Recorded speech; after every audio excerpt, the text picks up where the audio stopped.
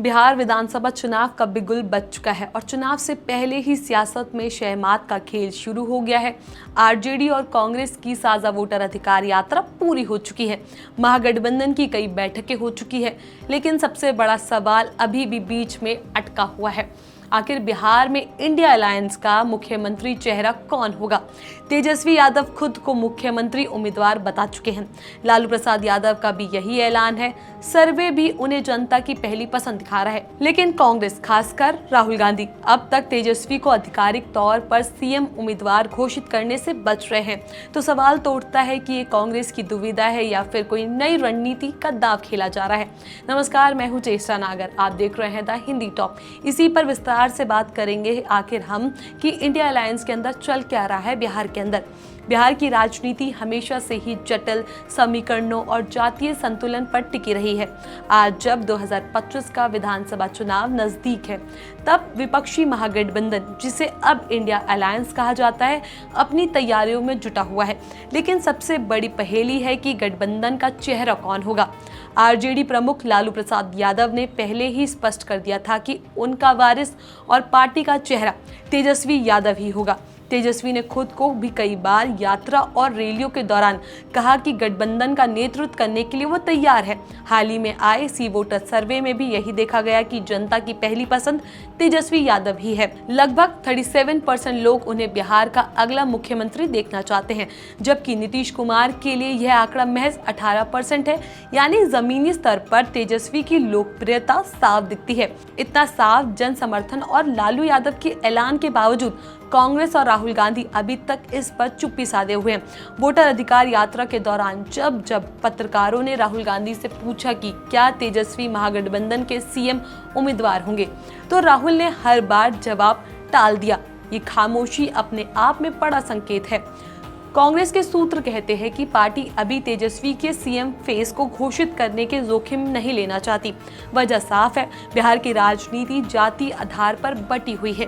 आखिर महागठबंधन तेजस्वी को चेहरा बताता है तो यादव समाज मजबूती से उनके साथ खड़ा होगा, लेकिन दूसरे जातियों पर, खासकर दलित, महादलित, अति पिछड़े जैसे समाज में दूरियां बढ़ सकती है।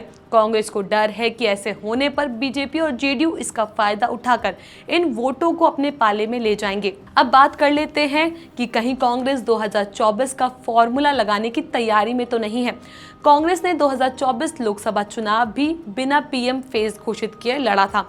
इंडिया गठबंधन ने उस वक्त भी कहा था कि चुनावी नतीजे के बाद ही मिलकर प्रधानमंत्री चुना जाएगा।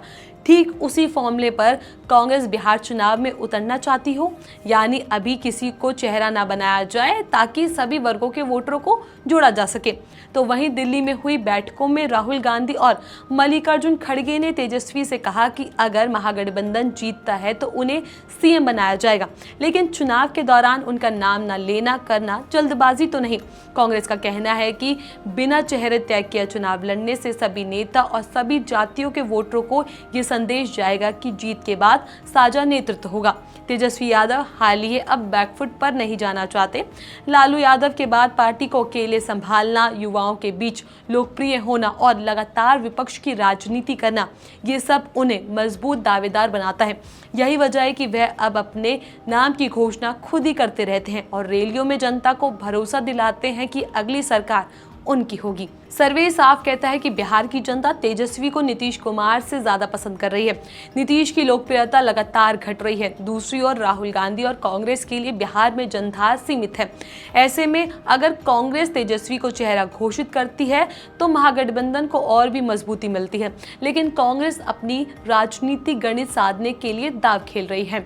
राजनीतिक जानकारों की माने तो कांग्रेस की रणनीति केवल वोट बैंक के संतुलन की है। किसी विकल्प को आखिरी वक्त तक खुला रखना राजनीतिक दलों के लिए फायदेमंद होता है।